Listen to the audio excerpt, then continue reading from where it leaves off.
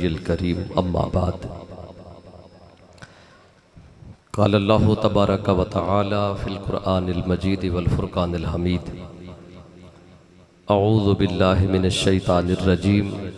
बिस्मिल्लाहिर रहमानिर रहीम। व अम्मस्साइला फ़ला तन्हर। सदक़ल्लाहु मौलानाल अज़ीम व सदक़ रसूलुहुन नबियुल करीम। मौला या सल्लि व सल्लिम दाइमन अबदा अला हबीबिका खैरिल खल्क़ि कुल्लिहिम हुवल हबीबुल्लज़ी तुरजा शफ़ाअतुहु लिकुल्लि हौलिम मिनल अहवालि मुक़्तहिम। हम्द और सलात के बाद लायके सद एहतराम मुअज़्ज़ज़ उलमाए कराम, मुअज़्ज़ज़ मेहमानान गिरामी कद्र,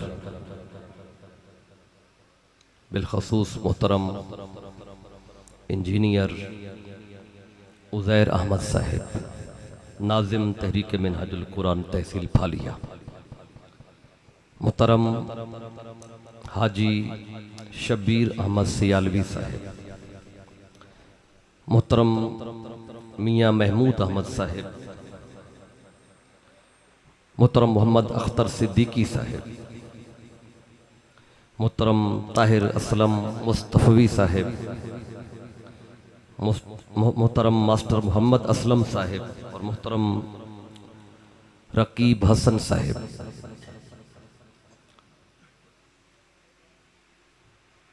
और आज के इस खूबसूरत मजलिस में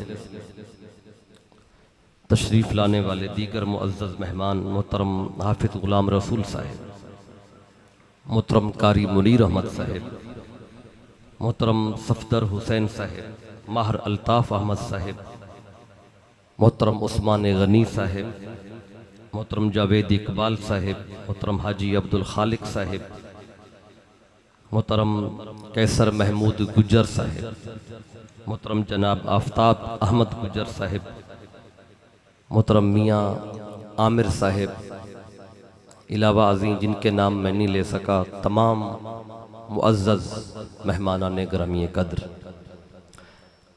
और जामे मस्जिद नूर मुस्तफ़ा चक सैयदा की तमाम इंतज़ामिया और आज की महफ़िल के मुंतज़म आला मोहतरम फैज़ रसूल ताहिर साहिब, सदर तहरीक मिनहाजुल कुरान तहसील फालिया और अहले इलाका, अल्लाह ताला का शुक्र है कि जिसकी तौफीक से हम इस अज़ीमुशान सालाना महफ़िल मिलाद मुस्तफ़ा सल्लल्लाहु अलैहि व आलिहि वसल्लम में हाज़िर हैं। दुआ है अल्लाह ताला हम सब की हाज़िरी को अपनी बारगाह में कबूल फरमाए। सबसे पहले मुबारकबाद देता हूँ आज की महफ़िल के इंतज़ाम व इंसराम पर तहरीक मिनहाजुल कुरान तहसील फालिया के सदर और तहरीक मिनहाजुल कुरान तहसील फालिया के तमाम वाबस्तागान और कारकुनान को कि जिन्होंने इतने खूबसूरत प्रोग्राम का इनेकाद किया। दुआ गो हूँ कि अल्लाह ताला आपकी मोहब्बतों को सलामत रखे। इसको ज़रा कम रखिएगा। बिला तमहीद मौका की मुनासबत से बात शुरू करना चाहता हूँ। वक्त काफ़ी बीत चुका है। मैंने सूरह दुहा की आयत नंबर 10 को आपके सामने पढ़ा है। इस सूरह मुबारका की टोटल 11 आयतें हैं और हर आयत अपने अंदर एक अलग मज़मून रखती है। अगर कुरान मजीद की सूरतों को देखें तो 114 सूरतें हैं और ये वो अजीम सूरत है कि जिस सूरत की इब्तदा मुस्तफ़ा की सूरत की कसम से होती है। अल्लाह फरमाता है वद्दुहा, ऐ हबीब मुझे कसम है आपके चमकते हुए मुखड़े की। तो इस पूरी सूरत में अल्लाह ताला ने अपने महबूब से बात की है। यानी 11 आयतें पढ़ें तो हर आयत में जो मुखातब हैं वो आका सल्लल्लाहु अलैहि वसल्लम है। किसी और को अल्लाह ताला ने यहाँ पे खिताब नहीं किया, अपने महबूब से बात की। तो सूफिया इस सूरत को सूरत मोहब्बत भी कहते हैं कि सारी सूरत में मोहब्बत की बातें हैं। तो वो मोहब्बत की बात अल्लाह ने मुस्तफ़ा के मुखड़े की कसम से शुरू की और चलते चलते वो आयत नंबर 10 में जब बात आई तो अल्लाह कहता है व अम्मस्साइला फला तनहर, ऐ मेरे महबूब सल्लल्लाहु अलैहि वसल्लम, कोई भी सवाली आपके दर से खाली ना जाए, कोई भी मंगता आपके दर से खाली ना जाए।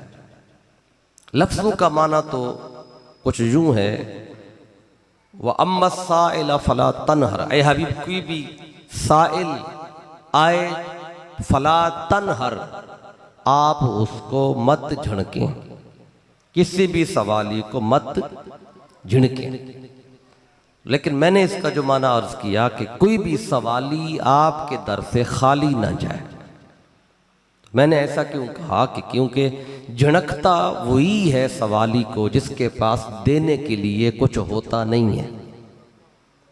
जब देने के लिए नहीं होता तो बंदा झिड़क देता है, और बाज़ दफ़ा बंदे की जेब में बहुत कुछ होता है लेकिन देने को दिल नहीं करता तो तब भी झिड़क देता है।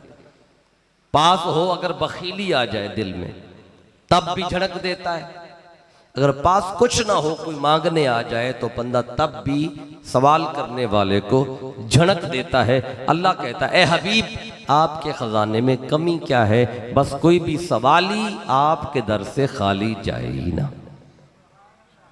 अब ये लफ्ज़ों का माना है। अब देखिए जिस मुआशरे में हम रहते हैं यहाँ एक सबक पढ़ाया जाता है और लोगों को कहा जाता है कि सिर्फ अल्लाह से मांगो। ये जुमला आप भी सुनते हैं और ये स्टिकर बने हुए लगे, कहीं आपको नज़र भी आ जाती हैं कि सिर्फ अल्लाह से मांगो, सिर्फ अल्लाह से सवाल करो। अगर अल्लाह के सिवा किसी और से सवाल कर लिया या मांग लिया तो लोग कह देते हैं कि ये शिर्क है। यहां भी कहते हैं कि नहीं कहते? तो यहां भी कहते हैं ना कि अल्लाह के सिवा किसी और से मांगा तो क्या कहते हैं, ये शिर्क है। अच्छा, इस आयत को जरा पढ़ें तो अगर अल्लाह के सिवा किसी और से सवाल करना शिर्क था, गलत था या हराम था या नाजायज था, तो चले जो सवाल करने आया था मुस्तफ़ा के दर पे उसे इल्म नहीं था तौहीद क्या है, शिर्क क्या है, उसे नहीं पता था जायज क्या है नाजायज क्या है, किससे मांगना है किससे नहीं मांगना। सवाली को तो इल्म नहीं था तौहीद का या शिर्क का। चले जब दर मुस्तफ़ा पे आ गया था तो आका तो तौहीद समझाने आए हैं, मेरे आका तो शिर्क से बचाने आए हैं। चले उसे नहीं पता था तो मेरे आका सल्लल्लाहु अलैहि वसल्लम उस सवाली से फरमा देते मुझसे क्यों मांगने आया है, जा मांगना है तो अल्लाह से मांग, मांगना है तो अल्लाह से मांग, सवाल अल्लाह से कर ताकि तुझे तौहीद की समझ आए। लेकिन मेरे आका ने उस सवाली को किसी और दर पे नहीं भेजा। अगर आका ने नहीं भेजा था तो चले अल्लाह जिब्रील भेज देता, वही लेके आ जाता और आके अर्ज करता आका ये सवाली भूल के आपके दर पे आया खड़ा है, अब अल्लाह ने मुझे भेजा है, आप इसको तौहीद समझाएं और मेरा दर दिखाएं, मेरी तरफ भेजें। न अल्लाह ने जिब्रील को भेजा कि सवाली को किसी और तरफ भेजें, न आका ने उस सवाली का रुख किसी और तरफ किया, बल्कि अल्लाह खुद कहता है ऐ हबीब सवाली मैं खुद भेज रहा हूं तेरे दर पे। अब जो सवाली आया खड़ा था, अब अल्लाह कहते हैं सवाली मैं भेज रहा हूं ऐ हबीब तेरे दर पे। ऐ हबीब आपने क्या करना है, आपने किसी भी सवाली को अपने दर से खाली नहीं भेजना। अब जो कहते हैं सिर्फ अल्लाह से सवाल करो उनके लिए ये बात बड़ी काबिल गौर है। व अम्मा साइला फला तनहर, अल्लाह कहता किसी भी सवाली को झड़कना नहीं है। ये नहीं कहता अल्लाह के सवालियों को इधर से हटा के उधर भेजें। अल्लाह कहता है नहीं, दर मुस्तफ़ा का हो या खुदा का हो, अल्लाह कहता है बात एक ही है। अब फिर अल्लाह ताला ने ये जो इरशाद फरमाया वो अम्मस्साइला, अब साइल जो है ये इससे पहले आपको अलिफ और लाम भी नजर आएगा। ये साइल नहीं बल्कि अस्साइल है।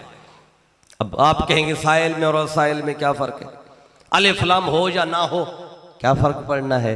उर्दू पंजाबी सराइकी में अलिफ लाम लगा दें या लगा हुआ हटा दें तो फर्क नहीं पड़ता, लेकिन अरबी जबान में बहुत फर्क पड़ता है। साइल हो तो माना और होगा, अस्साइल हो तो माना और होगा। अब आपको अर्ज करता हूं, ये जो अलिफ लाम है अरबी जबान में इसकी भी बहुत सारी किस्में हैं। दो मोटी मोटी किस्में आपको बताऊं, एक अलिफ लाम जिनसी होता है और एक अलिफ लाम इस्तिगराकी होता है। यह अक़साम है, उलमा जानते हैं इन बातों को। आप भी सुने, जरा समझें और कुरान को समझ के पढ़ें। अगर अलिफ लाम जिन्स का मुराद लें इस मकाम पर तो आयत का मतलब और बन जाएगा। अलिफ लाम इस्तिगराक का मुराद लें तो आयत का मतलब और हो जाएगा। अगर जिन्स मुराद लें, अलिफ लाम जिन्सी हो तो मतलब बनता है ऐ हबीब सवाली जिस जिन्स का भी आ जाए। कोई भी जिन्स हो, कैसे इंसान एक जिन्स है, जिन्नात एक और जिन्स है, फरिश्ते एक और जिन्स है, नबातात एक और जिन्स है, जमादात एक और जिन्स है, हैवानात एक और जिन्स है। अल्लाह कहता है हबीब सवाली जिस जिन्स का भी आ जाए आपके दर पे, बस आपके दर से कोई भी सवाली खाली ना जाए। कोई भी आ जाए, चाहे इंसान हो, चाहे कोई जिन्न हो, चाहे कोई जानवर हो, चाहे कोई परिंदा हो, कोई भी आए मंगता, मोहताज, मुश्किल में हो, ऐ हबीब बस आपने उसकी मुश्किल को दूर करना है, उसकी हाजत रवाई कर देनी है, उसकी मदद कर देनी है।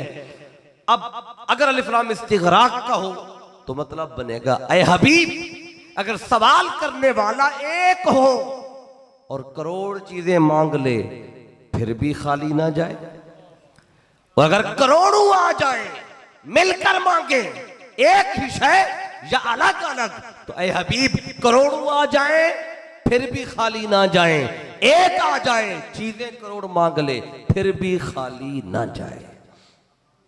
तो ये अलिफ लाम ने कितना फर्क कर दिया। अब इस पे एक जो तीसरी बात अर्ज करना चाहता हूं वो ये है कि अल्लाह रब्बुल इज़्ज़त ने फिर यहाँ सवाल की भी तखसीस नहीं की। ऐ हबीब आपसे सवाली फलां शय मांगे तो फलां शय दे देना और फलां फलां मांगे तो कहना नहीं, मेरा इस पे इख्तियार कोई नहीं है। मिसाल के तौर पे अगर सवाली मांगे दुनिया, अगर सवाली मांगे इक़्तिदार, अगर सवाली मांगे जाहो जलाल शोहरत और इज्जत और इक़्तिदार, अगर कोई दुनिया मांगे तो ऐ हबीब दे देना, और अगर कोई आखरत मांगे तो कहना इस पे मेरा इख्तियार नहीं है, जन्नत का मेरे इख्तियार नहीं है, कब्र के मामले का मेरे पास इख्तियार नहीं है। अगर कोई दुनिया मांगे ऐ हबीब दुनिया मांगे तब भी दे दे, कोई आखरत मांगे तब भी दे दे, क्योंकि अल्लाह ने सवाल को मुतलक रखा है। सवाल कोई भी करे, किसी शय का करे, कोई आए थोड़ा मांगे या ज्यादा मांगे, कतरा मांगे या दरिया मांगे, ऐ हबीब मांगने वाला एक हो, ये सारे आ जाएं, बस आपके दर से कोई खाली ना जाए। फिर एक सवाल ज़हन में आएगा आपको कि अल्लाह क्यों कह रहा है हबीब आपके दर से कोई खाली ना जाए, अगर कोई खाली चला जाए तो फिर क्या होगा, क्या नुकसान होना है। अल्लाह फरमाता है हबीब अगर आपके दर से कोई खाली चला गया तो ताना आपको किसी ने नहीं देना, ताना आपको नहीं मिलना। आपके दर से कोई खाली जाए तो ताना आपको नहीं मिलना, तो किसको मिलना है। अल्लाह फरमाते हैं ताना मुझे मिलना है। क्यों अल्लाह को ताना कैसे जाएगा कि लोग कहेंगे कि अल्लाह ने मुस्तफा को अपना महबूब भी बना रखा है और दे भी कुछ नहीं रखा कि मुस्तफा के दर से खाली आए हैं। तो अल्लाह कहता है हबीब मैं नहीं चाहता किसी भी ताने का रुख मेरी जात की तरफ हो, बस मैं चाहता हूं कोई भी आए बस झोलियां भर के जाए। तो अब आज अगर मैं आपके इस शहर में, आपके इस गांव में, मेरे हमारे आज के जो मेज़बान हैं मोहतरम फैज़ रसूल साहब, मैं इनसे कहूँ, फैज़ रसूल साहब से कहूँ कि पूरे फालिया में कोई भी बंदा आपके पास आ जाए और आपसे आके कुछ कोई भी चीज मांगे, एक शय मांगे या 10 चीजें मांगे, जितनी मांगे, जो भी मांगे, जो भी आए आपसे मांगे, आपने किसी को खाली नहीं भेजना। तो कितना बड़ा इलाका है तहसील फालिया। अगर ये मैं ऐलान करूं और आप सुबह तक सबको बता दें तो सारा पहले तो पूरा इलाका करीब का इकट्ठा हो जाएगा, फिर दूसरे लोग आएंगे कि अलामा साहब कह गए थे कि जो भी मांगे इन्होंने देना है। अगर मैं ये ऐलान कर दूं, फैज़ रसूल साहब मुझसे कम अज़ कम ये तो ज़रूर पूछेंगे कि अलामा साहब आपने इतनी बड़ी बात कर दी कि जो भी आए मैं देता जाऊं, जितना मांगे दूं। पहले ये बताएं, इतनी बात, बड़ी बात जो की है कि जो भी आए देता जाऊं, पहले ये बताएं आपने मुझे दे क्या रखा है। अगर मैंने इनको दिया ही कुछ ना हो और मैं कहूं कि सबको दे, जो जितना मांगे दे, जो जहां से आए दे, ये तो मुझसे सवाल करेंगे। मैं तो इतना लैंडलॉर्ड नहीं हूं, मेरे पास तो इतनी जायदाद और माल नहीं है। अगर मैं ये ऐलान करूं, पहले तो सारा चक सैदा इकट्ठा हो जाएगा। वो कहेंगे मैं इनको नहीं दे पाऊंगा, पूरा इलाका तो बड़ी बात है, ये तो मुझसे पूछेंगे। लेकिन जब अल्लाह ने मुस्तफा से फरमाया ना, वह अम्मा साइला फला तनहर, ऐ हबीब कोई भी सवाली आपके दर से खाली ना जाए, जितना मांगे, कोई जाति मांगे, जिन्स कोई भी हो, ऐ हबीब कोई भी खाली ना जाए आपके दर से। तो अल्लाह ने जब ये फरमाया तो मुस्तफा ने तो एक दफा भी नहीं पूछा, एक दफा भी नहीं अर्ज किया कि बरी ताला हर एक को दूं, जितना मांगे दूं, जो भी मांगे दूं, ठीक है बरी ताला दूंगा। पहले ये बता तूने मुझे दिया क्या है कि मैं सबको देता जाऊं। तो आका ने तो नहीं अर्ज किया। क्यों नहीं अर्ज किया? क्योंकि अल्लाह पहले बता चुका था महबूब को, इन्ना आतैना कल कौसर, ऐ हबीब हम आपको कौसर दे चुके हैं, हम आपको कौसर दे चुके। अब आतैना कल कौसर का मतलब ये नहीं कि हम आपको कौसर देंगे, क़यामत के दिन देंगे, जन्नत में देंगे, बाद में देंगे, ये बात की बात ही नहीं है। अल्लाह कहता है हम आपको कौसर दे चुके, कौसर आपके कब्जे में अता कर दिया। अब ये देना भी नहीं, अतिया करना है। इसका माना भी समझ लें, कौसर में जो शय भी है वो आगे बताता हूं। इतना कुछ तो था, अल्लाह कहता है जब कौसर दे दिया, अब कोई भी सवाली खाली ना जाए, अब कोई मगता खाली ना जाए। कोई आए, कहां से आए, जिन्स कोई भी हो, वक्त कोई भी हो, शय कोई भी हो, ऐ हबीब दुनिया हो या आखिरत हो, कोई भी आए आपने खाली नहीं भेजना। तो फिर कौसर में था क्या जो अल्लाह ने फरमाया कोई खाली ना जाए। अगर कोई कहे कौसर से मुराद हौज, तो अगर दे अल्लाह मुस्तफ़ा को हौज, हौज कौसर, तो मांगने वाला कहे जी मुझे माल चाहिए, जायदाद चाहिए, इक़्तिदार चाहिए। आका फरमाए कि मुझे तो सिर्फ हौज मिला हुआ है, इक़्तिदार मैं नहीं दे सकता, जायदाद तो मैं नहीं दे सकता। अब ऐसी बात तो हो नहीं सकती। अब कौसर में सिर्फ हौज नहीं है, नहीं नहरे कौसर है, ना फकत हौज कौसर है, बल्कि कुछ तो ऐसा है कि मांगने वाले पे अल्लाह ने पाबंदी रखी नहीं है, सवाल की कैद ही नहीं है। सवाल कोई भी हो, कैसा भी हो, ऐ हबीब जब आपको कौसर दे चुके हैं, अब मांगने वाला जितना मांगे आप देते चले जाएं। अब पहले तो देखते हैं ये जो अल्लाह ने दिया है, दिया वो देना क्या है, कौसर में क्या है, वो तो इसकी तफसील जरा आगे है। लेकिन ये आतैना, इसको जरा समझें। एक होता है अतिया, ऐन और ता के साथ अतिया, इसी से लफ्ज़ है अता। एक होता है अलिफ और ते के साथ, ते कहते हैं दो नुक्तों वाली, उसे ता बोला जाता है, ता। तो हमारे इलाके में इसको लफ्ज में फर्क करने के लिए तो इसको ते कहते हैं, ताकि दो नुक्तों की समझ आ जाए बच्चे को कि ये दो नुक्तों वाली है। और दूसरी जो होती है वह ता, उसको मोटा करके पढ़ा जाता है। अब ये जो है आतैना का, ये ता के साथ है, ते नुक्तों वालों के साथ नहीं है। तो जो ते पे नुक्ते होते हैं उसे, उससे लफ्ज जो आता है उसका मतलब होता है फकत देना। जो भी शय अल्लाह देता है तो अल्लाह उस शय का, उस बंदे को मालिक नहीं बनाता। जो अलिफ ता के साथ होता है, दो नुक्तों वाली ता के साथ। कुरान मजीद में अगर पढ़ें, सूरह हिज्र है, 14वां पारा है कुरान मजीद का। अब इसमें आपको ये फर्क समझ आएगा। अल्लाह ताला ने अपने महबूब सल्लल्लाहु अलैहि वसल्लम को कुरान पाक दिया, और कुरान के साथ पहले अल्लाह ताला ने फरमाया कि हमने आपको बार बार पढ़ी जाने वाली 7 आयतें दी। कैसे है आयत कुरान मजीद की? अल्लाह कहता है वाला कद आतैनाका सबअम मिनल मसानी वल कुरआनल अजीम।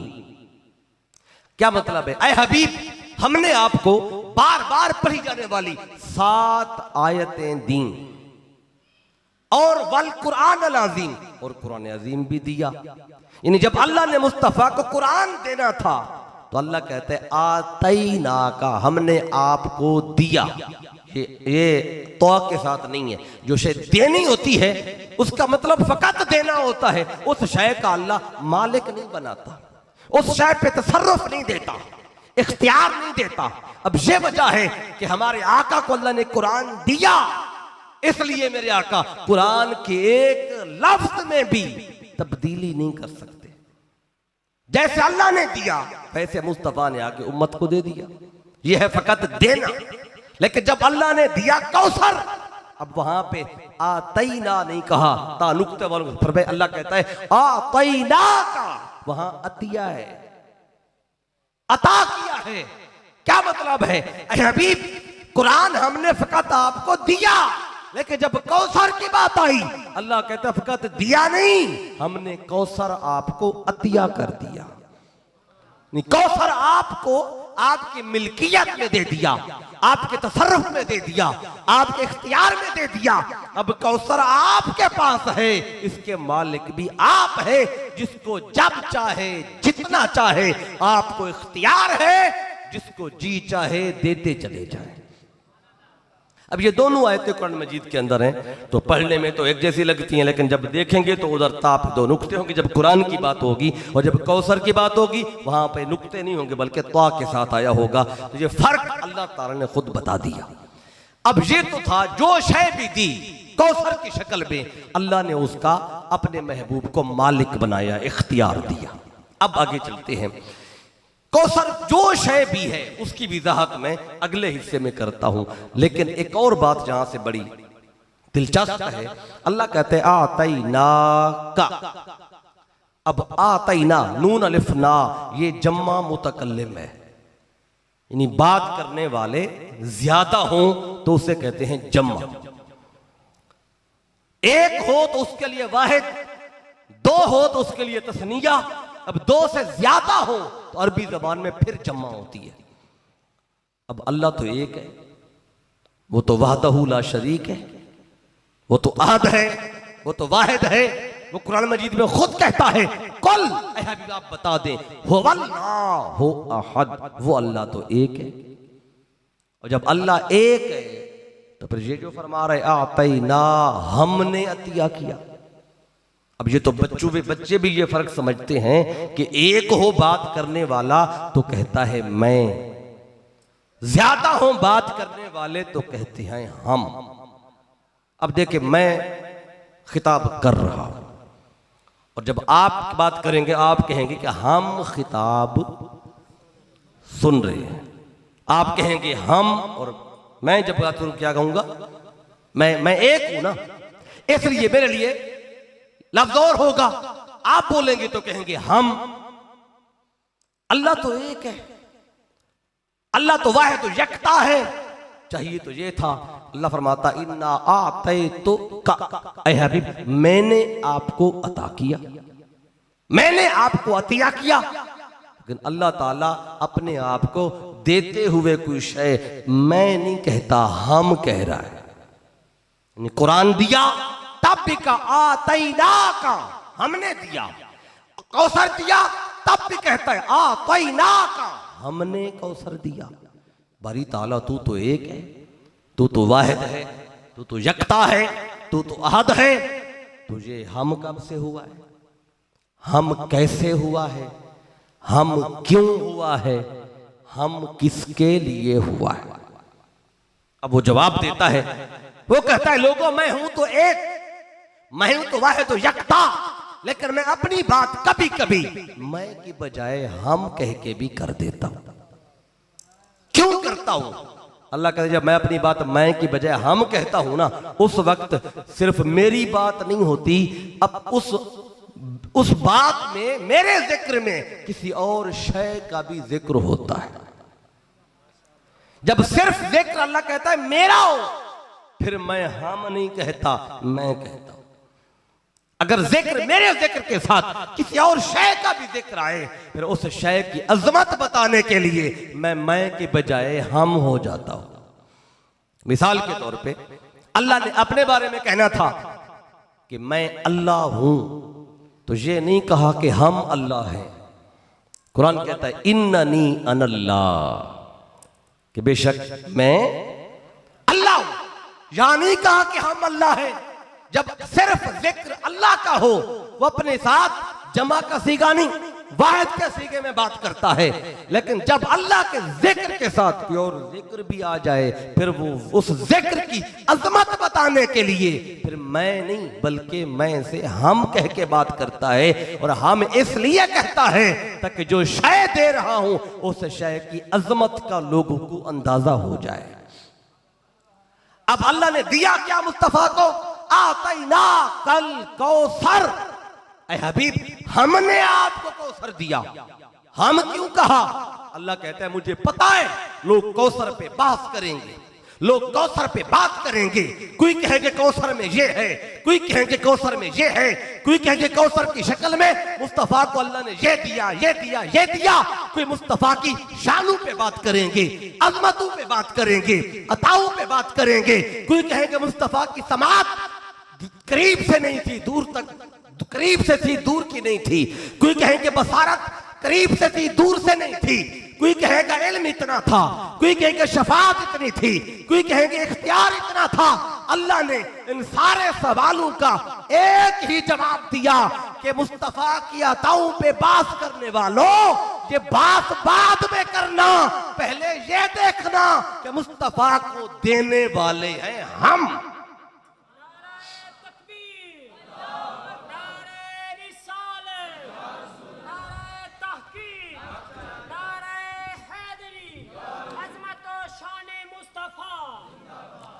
अल्लाह कहता है मुस्तफा को जो भी दिया उसको बाद में देखो कितना है, कैसा है, पहले ये देखो देने वाला कौन है। अल्लाह कहता है देने वाला मैं नहीं, देने वाले हैं हम। मुस्तफा को पैदा करने वाले हैं हम, मुस्तफा को नबी बनाने वाले हैं हम, मुस्तफा को नबियों का सरदार बनाने वाले हम, मुस्तफा के सर पे खत्म नबूवत का ताज रखने वाले हैं हम, मुस्तफा को मिराज कराने वाले हम, करीब बुलाने वाले हम, दीदार कराने वाले हम, आलमीन के लिए मुस्तफा को रहमत बनाने वाले हम, शफाअत का हक देने वाले हम, इख्तियार देने वाले हम, अखलाक देने वाले हम, मकाम देने वाले हम, अज़मतें देने वाले हम। जब देने वाले हैं हम, तो मुस्तफा के साथ दुश्मनी करने से पहले देखना मुस्तफा अकेला नहीं है, मुस्तफा के साथ खड़े हैं हम। तो ये दुश्मनी सिर्फ मुस्तफा से नहीं होगी, अल्लाह कहते हैं फिर खुदा से भी हो जाएगी, क्योंकि मुस्तफा अकेला नहीं है। जब मुस्तफा की अज़मतों की बात करते हैं, अल्लाह कहते हैं वारफ़अना लाका ज़िक्रक, जिक्र को बुलंद करने वाले हैं हम, आलमीन के लिए रहमत बनाने वाले। अरसलनाका इल्ला रहमतल लिल आलमीन, अल्लाह कहता है मुस्तफा की अताओं पे तराजू लेके फिर बाद में सोचना, पहले देखना देने वाले हैं हम। अब जरा सोचना हम कितना दे सकते हैं। हर बंदा अपनी बसात के मुताबिक देता है। बारी ताला फिर तूने मुस्तफा को कितना दिया? अल्लाह कहता है हमने मुस्तफा को कौसर अता किया। अब कौसर क्या है जो अल्लाह हम कह के कह रहा है? अब आ जाए लफ्ज़ कौसर की तरफ जरा। थोड़ी मुश्किल बात होगी, लेकिन मुश्किल के बाद ही आसानी आती है, क्योंकि अल्लाह कुरान मजीद में फरमाता है ना, इन्ना मअल उसरि युस्रन फ इन्ना मअल उसरि युस्रा। 2 दफा बताया कि मुश्किल के साथ ही आसानी है। मुश्किल और आसानी जुड़े हुए हैं। मुश्किल खत्म होती है तो आसानी आ जाती है। अब मुश्किल से गुजरेंगे तो फौरन आसानी ऐसी आएगी कि आपके ईमान पे ताज़ा बहार आएगी। आपने गौर से लफ्ज़ों को समझना है, लफ्ज़ कौसर का माना समझना है। आपको पता है सूरतुल कौसर आप पढ़ते भी हैं, सुनते भी हैं, लोग नाम भी रखते हैं, बच्चों का भी बच्चियों का भी कौसर। कौसर कहते किसको हैं? बहुत सारे लोगों को इसका इल्म नहीं है। आइए मैं कौसर के दो माने बताने लगा हूं। एक माना कौसर का है अरबी लुगत में, अरबी जबान का चूंकि लफ्ज है तो अरबी जबान और अदब में कौसर किसको कहते हैं, एक तो ये बताऊंगा, और दूसरा मैंने बताना है कि अरबी ग्रामर में कौसर किसको कहते हैं। अब दो मैंने माने बताने हैं, ज्यादा नहीं है। अब पहला माना जो है वो आसान है जरा, जो अरबी जबान में, अरबी लुगत में और अदब में कौसर किसे कहते हैं। लिसानुल अरब को पढ़े, कामूस को पढ़े, अल मुफरदात को पढ़े, जो भी किताब उठाएं आपको भी ये माना वहां पे मिल जाएगा। हजरत अब्दुल्ला इब्ने अब्बास से भी यही माना मरवी है। कौसर क्या है? आप फरमाते हैं अल कसीरो कुल्ली शय, हर शय की जो कसरत होगी वो कौसर कहलाएगी। किसी भी शय की जो कसरत होगी वो कौसर बनेगी। मिसाल के तौर पर अगर इल्म की कसरत हो तो कहेंगे कौसर इल्म, अगर मोजज़ात की कसरत हो तो कहेंगे कौसर मोजज़ात, अगर हुस्नो जमाल की कसरत हो तो कहेंगे कौसर हुस्नो जमाल, अगर जूदो सखा की कसरत हो तो कहेंगे कौसर जूदो सखा। किसी भी शय की जो कसरत है वो कौसर कहलाएगी। अगर अल्लाह ने मुस्तफ़ा को किसी एक शय का कौसर देना होता तो अल्लाह नाम जिक्र कर देता, आए हबीब हमने आपको फलां शय का कौसर दिया। अल्लाह कह सकता था आए हबीब इन्ना आतैना का कौसरल इल्म, हमने आपको इल्म का कौसर दिया, लेकिन नहीं फरमाया।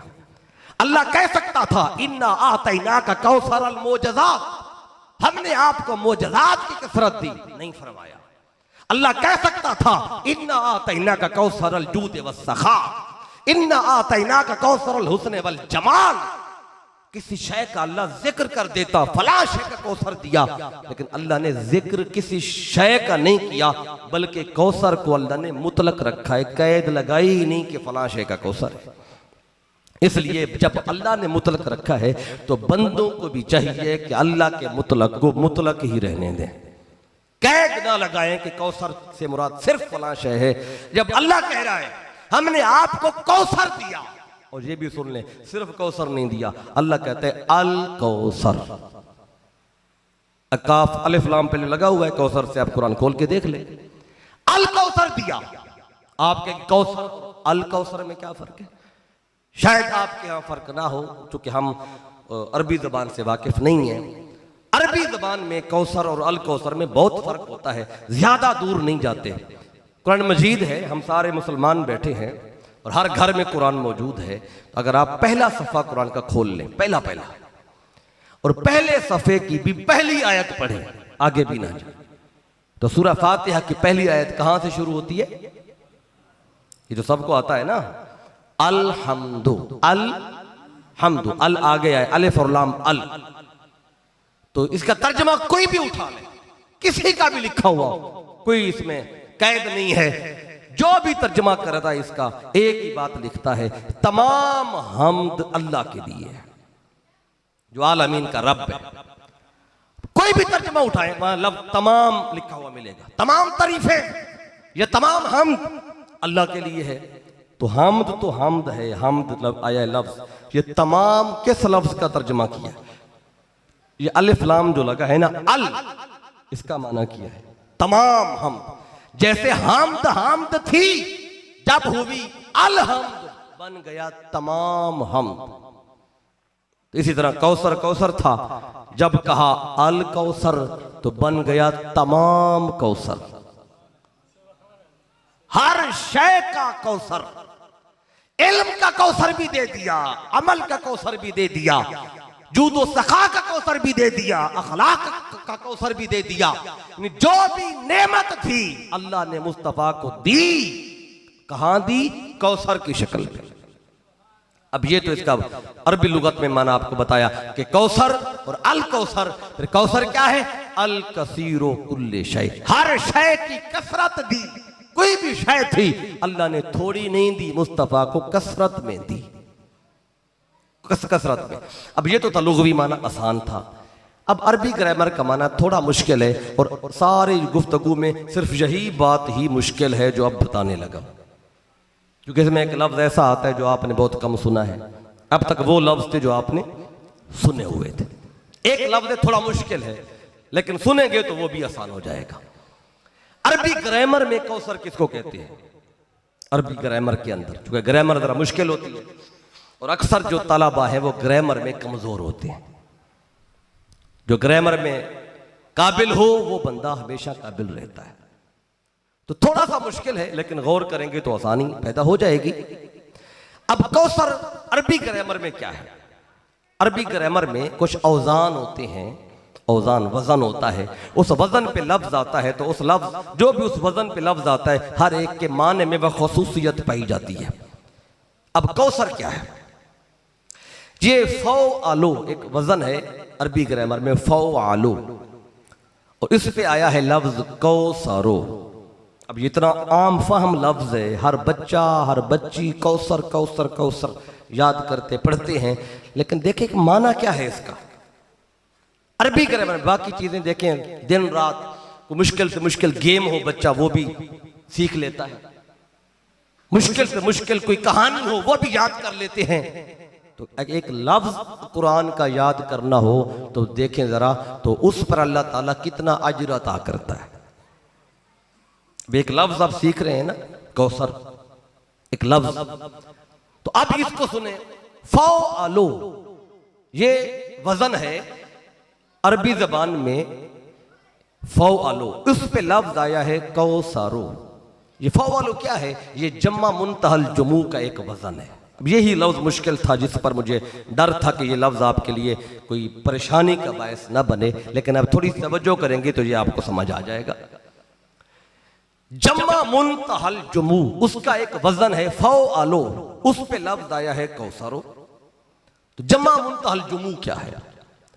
वाहिद जम्मा का तो सबको पता है, वाहिद का, उसके बाद जम्मा। जम्मा को अगर अरबी जबान में फिर जम्मा कर लें उसको कहते हैं जमउल जम्मा, कि ये जम्मा की जम्मा है। जो भी जमा हो ना वाहिद के बाद उसको फिर जमा कर लें उसे कहेंगे जमउल जमा, उससे ज्यादा होती है वो। फिर जो भी जमा हो जाए उसको फिर जमा कर लें, वो उससे बढ़ जाएगी। जो जमा आ जाए उसको फिर जमा करें, जो भी जमा बने उसको फिर जमा करें, हत्ता के जमा करते जाएं करते जाएं करते जाएं, जब जमा की भी हद खत्म हो जाए, जब जमा की भी इंतहा हो जाए, जिसके बाद जम्मा भी दम तोड़ जाए, उससे कहते हैं जम्मा मुंतहल जुमू। अब समझ आई बात? मुश्किल था पर आसान हो गया कि जम्मा जहां दम तोड़ गई, जिसके बाद जम्मा भी ना रहे, इंतहा हो जाए जम्मा की, उसे कहते जम्मा मुंतहल जुमू। कौसर क्या है?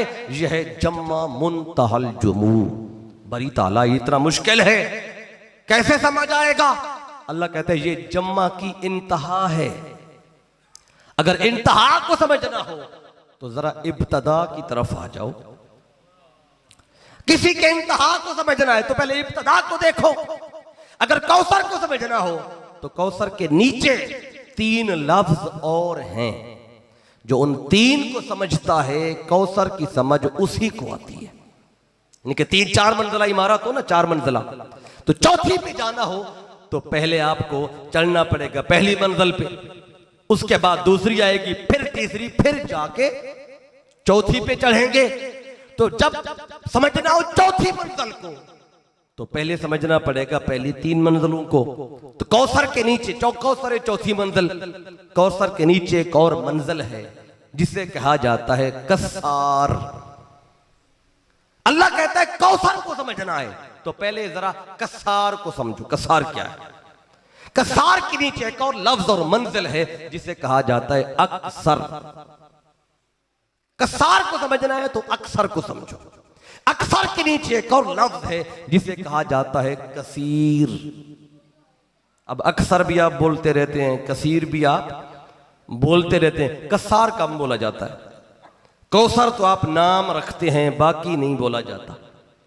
क्यों नहीं बोला जाता? उसकी भी वजह है।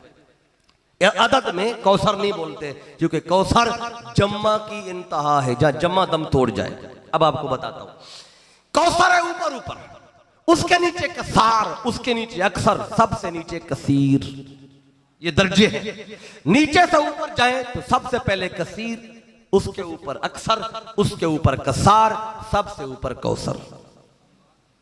बिल्कुल आसान हो जाएगा। अब माना समझ लें चारों का। कसीर का माना है ज्यादा।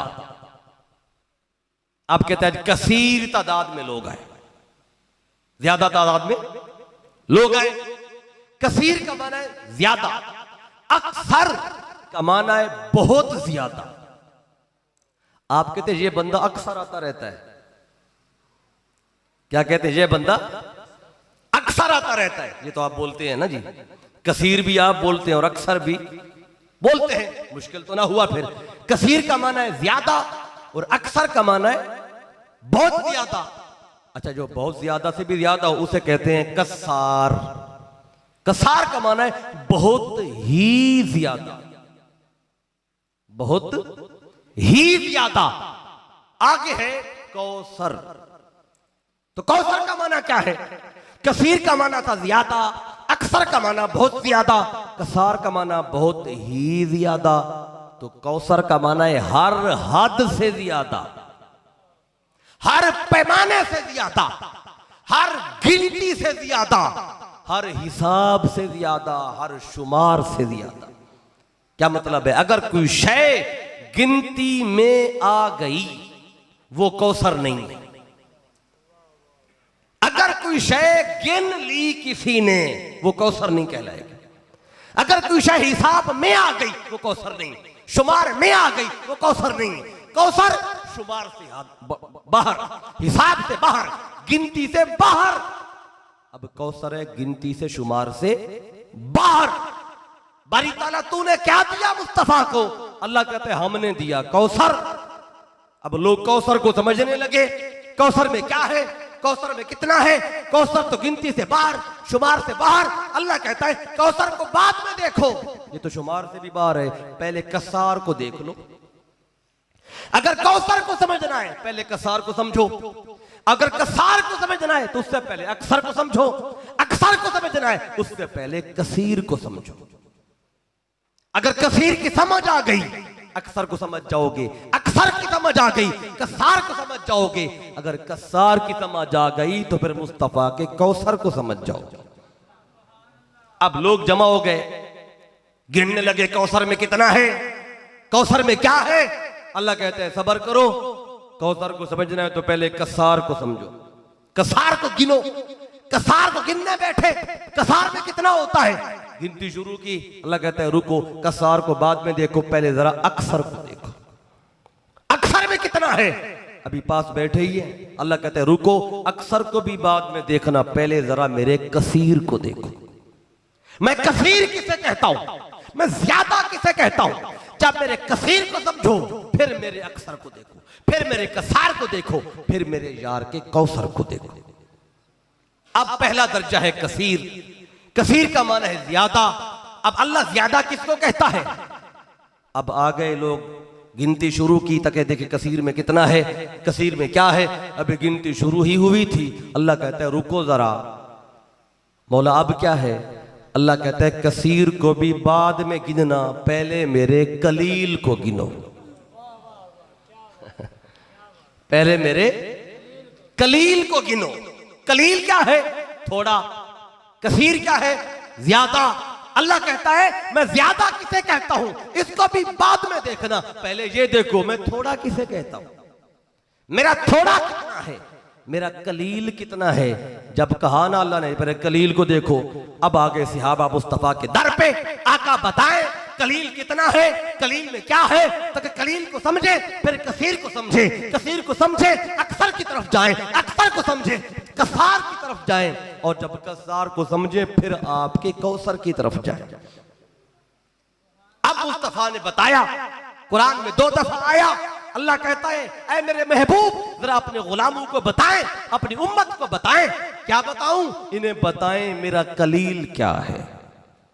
अब कुरान में 2 दफा आयत आई है, सूरत निसा में आई है। अल्लाह कहता है कुल मताउद दुनिया कलील, ऐ हबीबी ने बताएं क्या मताउद दुनिया कलील, दुनिया के अंदर जो कुछ भी है अल्लाह कहता है ये है मेरा कलील। दुनिया के अंदर जो कुछ भी है अल्लाह कहता है ये मेरा कलील है। जमीन के ऊपर क्या है अल्लाह कहता है इसको भी जरा जमा करो। आसमानी दुनिया में क्या है इसको भी जमा करो। अर्श पे क्या है इसको भी जमा करो। फिर जमीन के खजाने क्या हैं वो भी जमा करो। समंदर की तह में क्या है उसको भी जमा करो। पहाड़ों की तह में क्या है उसको भी जमा करो। फिर आदम को जो दिया था वो भी जमा करो। उनकी औलाद को जो दिया वो भी जमा करो। कुल अंबिया को जो दिया वो भी जमा करो। उनकी कौम को जो दिया वो भी जमा करो। जो आज तक दे चुका वो भी जमा करो। क़यामत तक जो देता रहूंगा वो भी जमा करो। और जब जमा कर लो उसकी करो गिनती।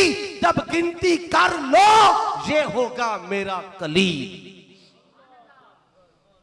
अब आप में से कोई बंदा बता सकता है कि आसमानी कायनात में कितने खजाने हैं? चलो आसमान को छोड़ दें, वहां हमारी पहुंच ही नहीं है।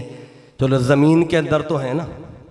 पहाड़ों में कितना खजाना है, समंदरों में कितना है, समंदर की तह में क्या है। फिर चलो समंदर को भी छोड़े, तह में जाना भी मुश्किल है, पहाड़ों को खोदना भी मुश्किल है। चले आदम से लेके अब तक जो अल्लाह दे चुका, जिस जिसको दे चुका वो तो जमा कर लो। और क़यामत तक जो अल्लाह देता रहेगा वो भी जमा करो। जब गिनती कर लो अल्लाह कहता है ये में होगा मेरा कलील। बताएं जो अल्लाह दे चुका या देगा या दे रहा है या खजाने जितने हैं कोई बंदा गिनती करके बता सकता है कि कितने हैं? बल्कि सादा बात मैं बताऊं, ये तो सारी जमीन के खजाने हैं जो हमारे हुक्मरानों ने पैसा लूट कर कौम का बाहर भेजा हुआ है ना, वो भी गिनती में नहीं आता।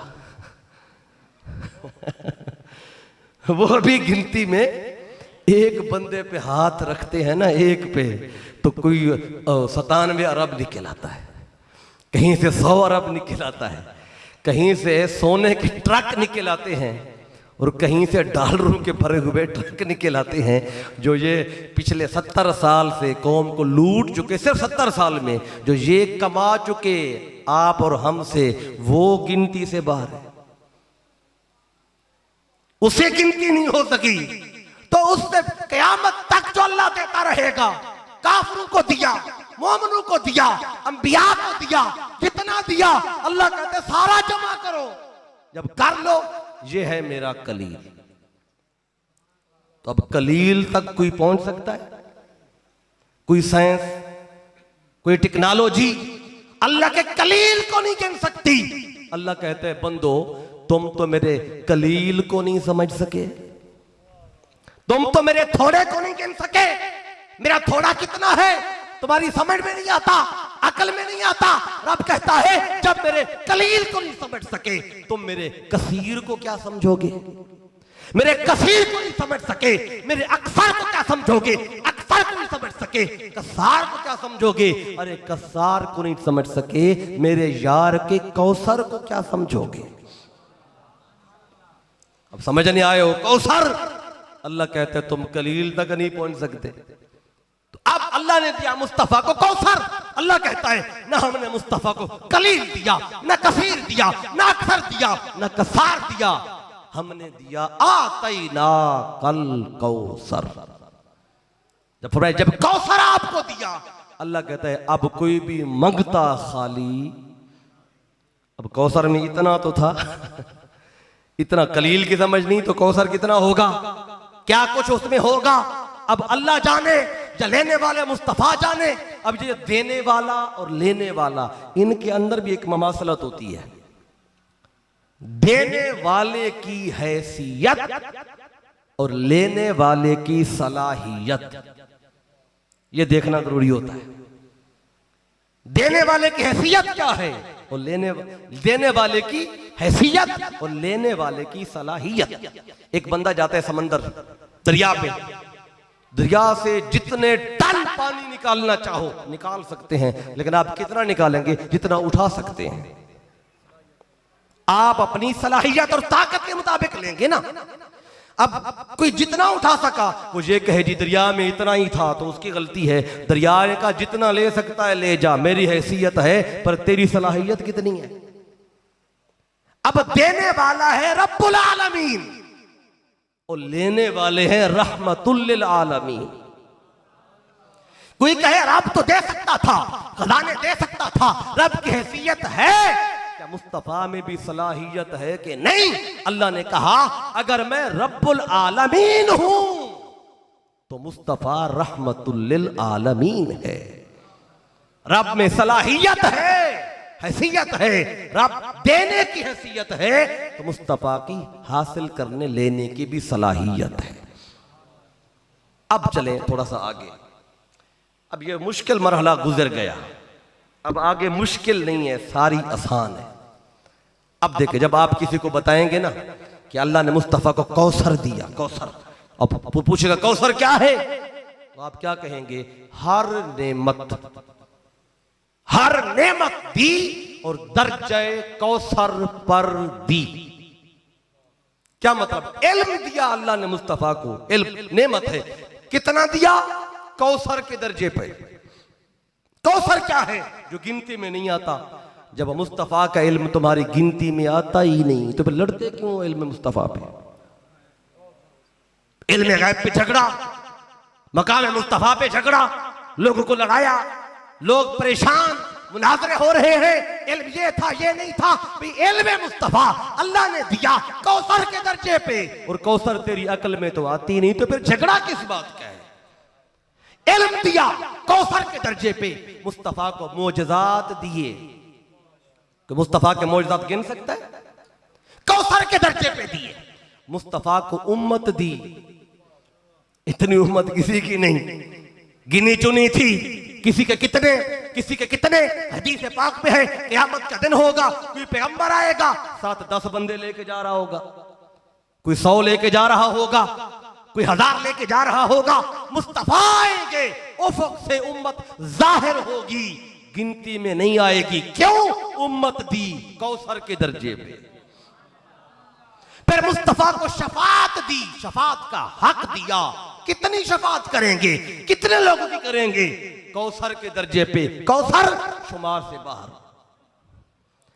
मोजज़ात कौसर के दर्जे पे, शफात कौसर के दर्जे पे, और मुस्तफा को हुस्न दिया।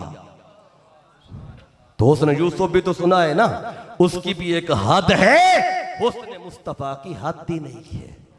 हुस्न दिया कौसर के दर्जे पे, मुस्तफा को अखलाक दिए कौसर के दर्जे पे, रहमत दी कौसर के दर्जे पे, नबुव्वत दी कौसर के दर्जे पे, मुस्तफा को इख्तियार दिया कौसर के दर्जे पे, जमाल दिया कौसर के दर्जे पे, खिसाल दिया कौसर के दर्जे पे, हयात दी कौसर के दर्जे पे। इसलिए कोई नहीं था मुस्तफा, तब भी जिंदा थे, आज भी जिंदा है, क़यामत के बाद भी हर दौर में मुस्तफा जिंदा। क्यों? हयात कौसर के दर्जे पे दी। कौसर गिनती से बाहर, शुमार से बाहर, कोई भी नेमत जो दी अल्लाह ने वो दर्जे कौसर पर दी। जब आप ये लोगों को बताएंगे ना कि मुस्तफा को हर नेमत कौसर के दर्जे पे मिली, और कौसर गिनती में तो आती नहीं है, गिनती में तो आता नहीं, शुमार में आता नहीं, तो लोग आपसे 3 सवाल करेंगे, क्योंकि ज़हन फटने लग जाएंगे, कहेंगे इतनी शान, इतना मकाम।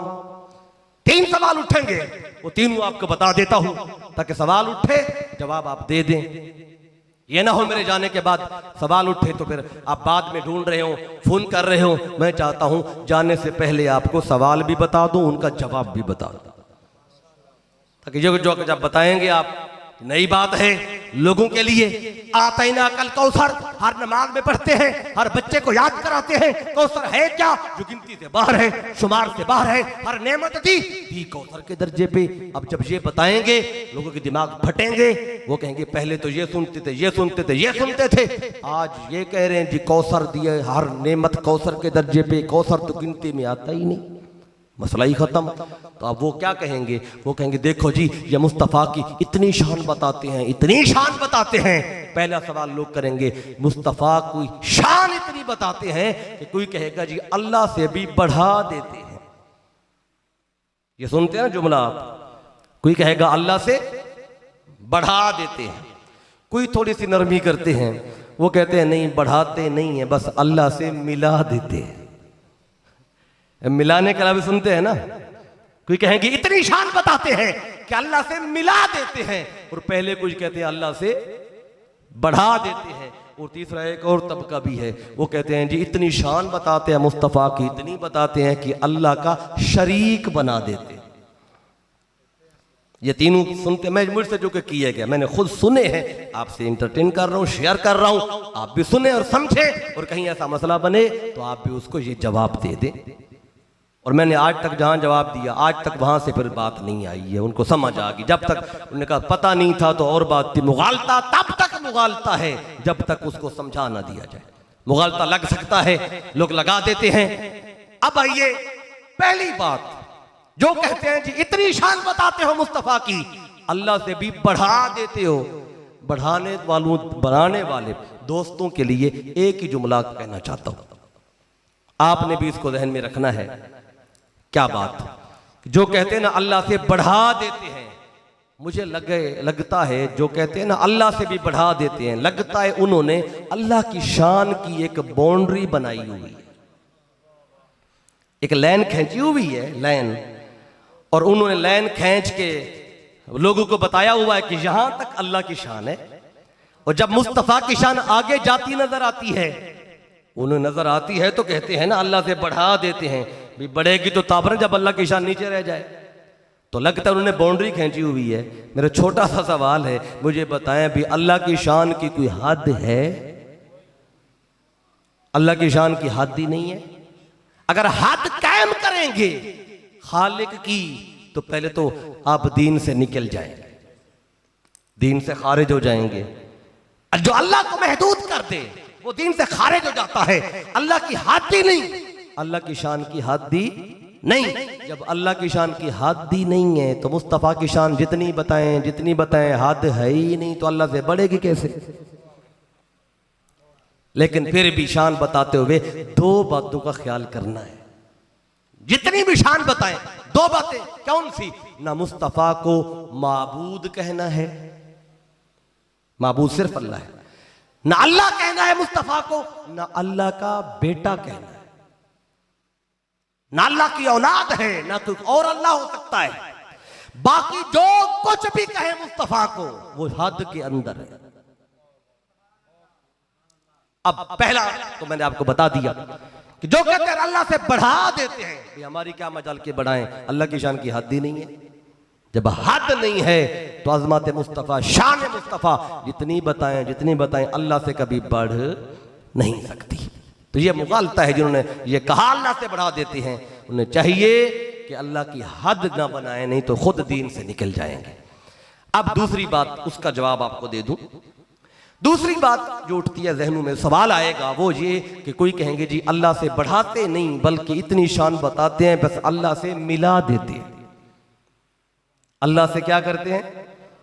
यानी इक्को कर देते, इक्को एक ही बना देते हैं अल्लाह और मुस्तफ़ा को। हमारी क्या मजाल, हम मुस्तफ़ा को खुदा से मिलाएं, हम कौन होते हैं मिलाने वाले? अगर कुरान पढ़ के देखें ना, ये मेरे सामने कुरान है, अगर सूरह असरा की पहली आयत पढ़े, 15वें पारे की पहली आयत पढ़े, आपको समझ आ जाएगी।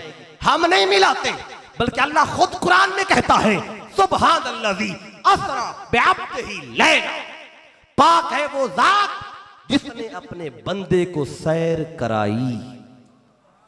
मेराज की रात अल्लाह कहता है जो मुस्तफा को खुद ले गया, हम नहीं मिलाते मुस्तफा को खुदा से, बल्कि मेराज की रात खुदा खुद मुस्तफा से मिलता है।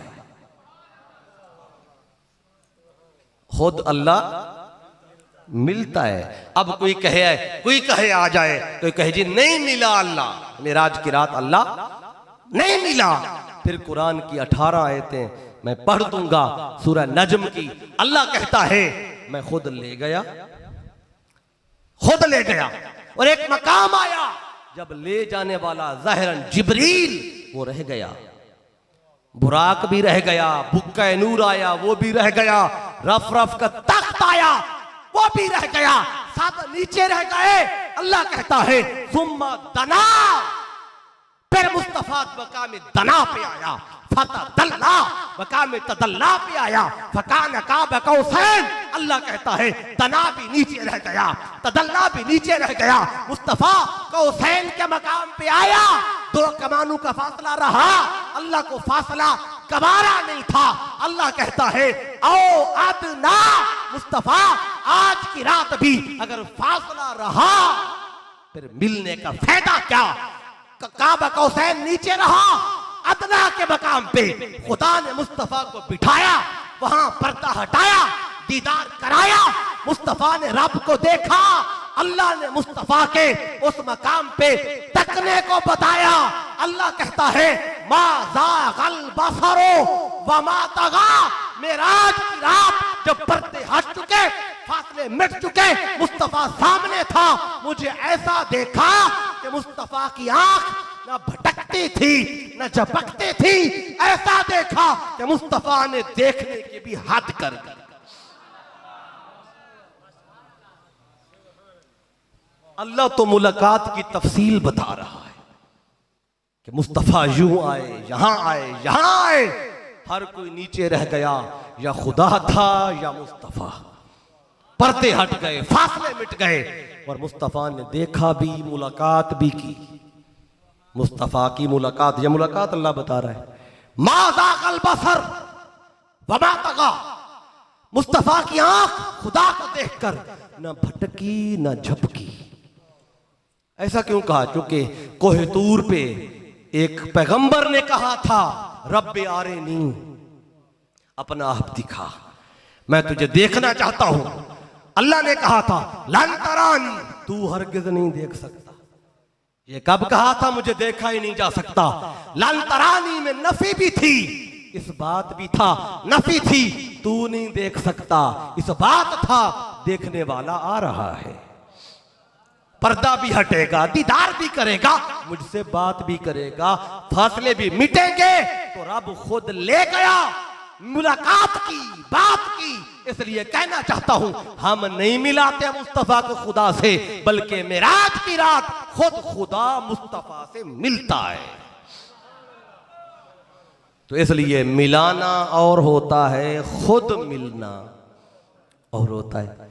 अगर कोई कहे जी तुम मुस्तफा को खुदा से मिला देते हो, उसे पता ही नहीं मिलाते में हम कौन होते मिलाने वाले। अल्लाह खुद मिलता है, अल्लाह खुद मिला। किसी को तकलीफ हो क्यों मिला, तो अल्लाह से पूछो क्यों मिला। तो मैं तो सिर्फ बता रहा हूं, जो कुरान में लिखा है बता रहा हूं। अल्लाह कहता है मैं मिला। किसी को तकलीफ हो, मरोड़ उठे, क्यों मिला। अगर जुर्रत है तो अल्लाह से पूछ क्यों मिला, वो तुझे समझाएगा, बताएगा। अगर जुर्रत है, अब 2 बातें हो गई। एक तबका कहता है अल्लाह से बढ़ा देते हो, दूसरा कहता है अल्लाह से मिला देते हो। अब तीसरा रह गया है, कहते हैं तो बताता हूं, नहीं तो खत्म कर देता हूं। बताएं, बता दूं? 11 बज गए। अच्छा, बता देता हूं। अगली एक बात और भी रहती है, वो भी बतानी है। अब सुने, जो कहते हैं ना अल्लाह से बढ़ा देते हो मिला, ये होगी बात। तीसरी बात है, तीसरा तबका कहते हैं नहीं, अल्लाह का शरीक बना देते। अल्लाह का शरीक फालिया में आप सुनते होंगे, मंडी में सुनते होंगे लोगों से। अब भाई ये भी बहुत बड़ा मुगालता है, जो कहते हैं शरीक बना देते हो। कभी हमसे पूछे ना तो हम जवाब दे, चूंकि अकीदा हमारा है, पूछना भी हमसे चाहिए। हम नहीं शरीक बनाते। क्यों? कि अगर मुस्तफ़ा को शरीक माने ना, अल्लाह का शरीक माने, तो मुस्तफ़ा की शान घट जाती है। अल्लाह का शरीक मानने से शान मुस्तफ़ा घटती है, बढ़ती थोड़ी है। आप कहेंगे कैसे? आज तक यही सुना, शरीक माने कि बढ़ती होगी। नहीं भी, बढ़ती नहीं है, घटती है। अब इसकी विदात सुन लें जरा, घटती कैसे है। अब सुने, शरीक है शराकत से। शराकत को तो पता है सबको। कारोबारी बंदे बैठे हैं कि नहीं बैठे? सफदर हुसैन साहब वो पीछे पीछे बैठ गए, अपने आगे बैठना था, मैंने आपको जहां जिक्र करना था। चलें, मैं किसी और का नाम ले लेता हूं। ठीक है, सफदर साहब का नाम लेता हूं, चले, क्योंकि कारोबारी बंदे के लिए यही मिसाल बड़ी खास है। तो आपके साथ फिर मैं मिला देता हूं आपको, क्योंकि आप मेजबान महफिल हैं, आप बुरा नहीं मनाएंगे। फैज़ रसूल ताहिर साहब हैं और मोहतरम सफदर हुसैन साहब हैं, हमारे तहरीक की ये बड़े आला ओहदेदार हैं, कारकुन हैं। अब सुने, शरीक शराकत से निकला है। शराकत में होते हैं दो हिस्सेदार, जो मिल के जो कारोबार करते हैं ना, उसमें क्या होते हैं? ये पार्टनर्स होते हैं। क्या होते हैं? पार्टनर्स। तो पार्टनर्स जो होते हैं ना, आधा एक का होता है और आधा दूसरे का होता है। पार्टनर्स है ना, आधा आधा होता है, मिल के कारोबार करते हैं। तो ये है शराकत। इसी से लफ्ज़ है शरीक, ये कारोबार में शरीक है, आधा एक का और आधा दूसरे का। आधे का मालिक एक और आधे का मालिक दूसरा। अगर खुदा का शरीक माने मुस्तफा को, तो शरीक में दो हिस्सेदार होते हैं, आधा एक का आधा दूसरे का। अगर शरीक माने तो मुस्तफा आधे के मालिक बनते हैं, और हम आधे का मालिक तो मानते ही नहीं, हम तो सारे का मालिक मानते हैं। हम तो सारे का मालिक मानते हैं आका को, क्योंकि आतैना कल कौसर, कौसर की शक्ल में जो भी दिया मालिक बनाया है। ये पहले बता चुका, अता का मतलब मालिक बना दिया, मिल्क में दे दिया। तो अगर शरीक माने तो मुस्तफा आधे के मालिक हैं। हम आधे का मालिक मुस्तफा को नहीं मानते, हम तो सारे का मालिक मानते। और जो आधे का मालिक हो वो शरीक होता है, जो सारे का मालिक हो वो हबीब होता है। अब समझ आई? हम शरीक नहीं मानते, हम मुस्तफा को रब का हबीब मानते हैं। क्या मानते हैं? हबीब। अब पूछे हबीब कौन होता है? जो सारे का मालिक। हबीब आधे का नहीं, सारे का होता है। अब सुने, एक छोटी सी मिसाल देनी है मैंने इस बात को और समझाने के लिए, क्योंकि मकाम बड़ा खास है, दिलचस्प भी है, समझने वाला भी है। शरीक और हबीब में एक फर्क सुन ले। एक बता दिए, शरीक आधे का मालिक और हबीब सारे का मालिक। अब इसकी विदात बस 10 मिनट ज्यादा आपके नहीं लूंगा, मैं बात ही खत्म करता हूं। सुने, शरीक आधे का मालिक, हबीब सारे का। शरीक और हबीब का फर्क क्या है? मैंने दो नाम लिए, सफदर हुसैन साहब हैं, मोहतरम फैज़ रसूल साहब हैं। ये दोनों दोस्त मिलकर फालिया में एक कारोबार करते हैं। कारोबार कौन सा? ये मेरे सामने ये गिलास किस चीज का है? शीशे का गिलास है ना भाई, शीशे का। ये शीशे का गिलास, शीशे के बर्तन, ये शीशे के बर्तनों का कारोबार करते हैं दोनों मिलकर। क्या मतलब है? आधे के मालिक हैं फैज़ रसूल साहब और आधे के मालिक सफदर हुसैन साहब। दोनों ने मिलकर कारोबार किया शहर फालिया के लिए। एक दिन सफदर हुसैन साहब चूंकि जरा जवान हैं, ताकतवर हैं, तकड़े हैं, एक दिन कहने लगे कि फैज़ रसूल साहब मेरा दिल कर रहा है मैं एक गिलास तोड़ूं। सफदर हुसैन साहब कहे मेरा दिल कर रहा है मैं एक गिलास तोड़ूं। तो फैज़ रसूल साहब तोड़ने देंगे? फैज़ रसूल साहब कहेंगे सफदर साहब हमने मिल के कारोबार किया है, आधे के मालिक आप हैं, आधे के हम हैं, और हमने बर्तन बेचने के लिए कारोबार किया, तोड़ने के लिए तो नहीं किया। और अगर आपने तोड़ना ही है तो अपना हिस्सा अलग कर लें, फिर जितने तोड़े अपना अलग कर लें, फिर जितने तोड़े। क्या मतलब है? नहीं, जो शरीक हो, शरीक का ये हाल है कि वो एक बर्तन भी नहीं तोड़ने देता।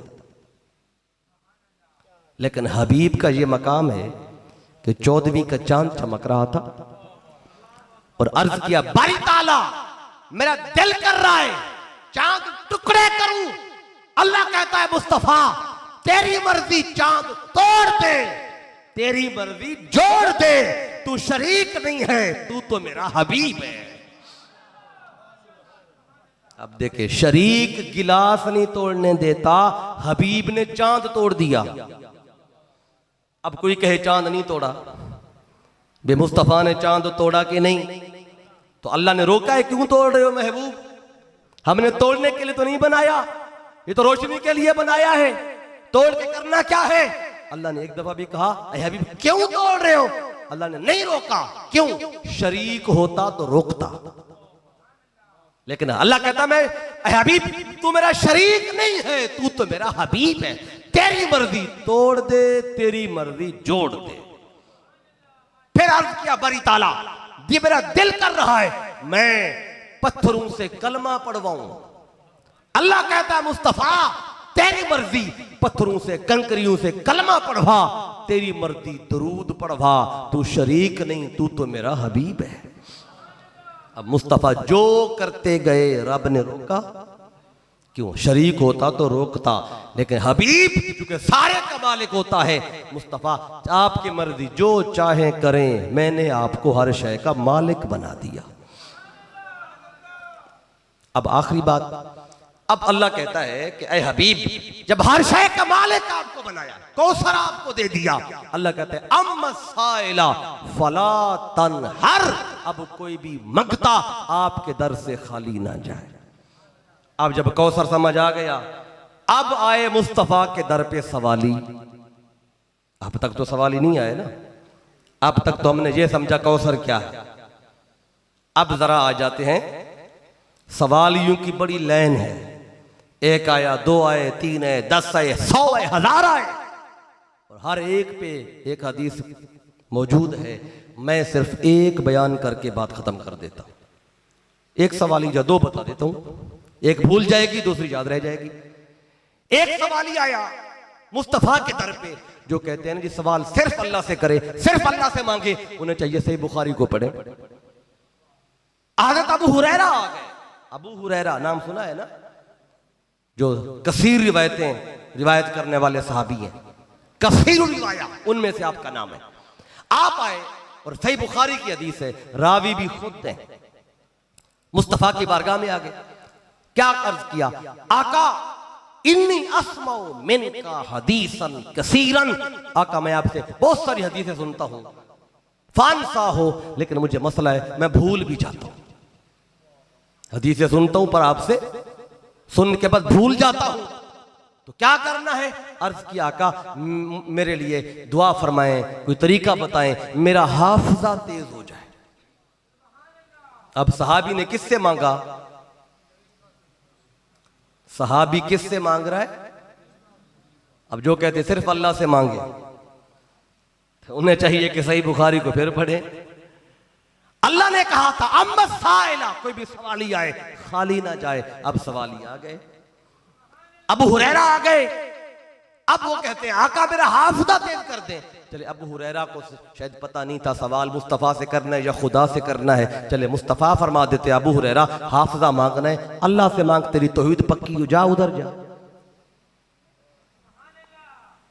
पढ़ के देखे सही बुखारी, आका ने नहीं कहा ऐ अबू हुरैरा जा वजू कर, नफल पढ़, सर सजदे में रख और अल्लाह से मांग। दिखाएं आका ने अगर ये फरमाया। ये जो आज अमन घरत अकीदा लेके आ गए, सिर्फ अल्लाह से मांगो, सिर्फ अल्लाह से मांगो, ये अकीदा सहाबियों का तो नहीं है, न कुरान का अकीदा है।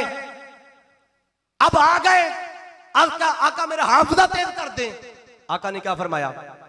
आका क्या फरमाते? आका फरमा देते ऐ अबू हुरैरा ये तो हकीमों का काम है, ये तो तबीबों का काम है, जा कोई तबीब के पास जा, हकीम के पास जा, वो तुझे नुस्खा देगा, कोई दूध पिया कर, ड्राई फ्रूट खाया कर, कोई फल फ्रूट खाया कर, तेरा हाफिजा तेज हो जाएगा।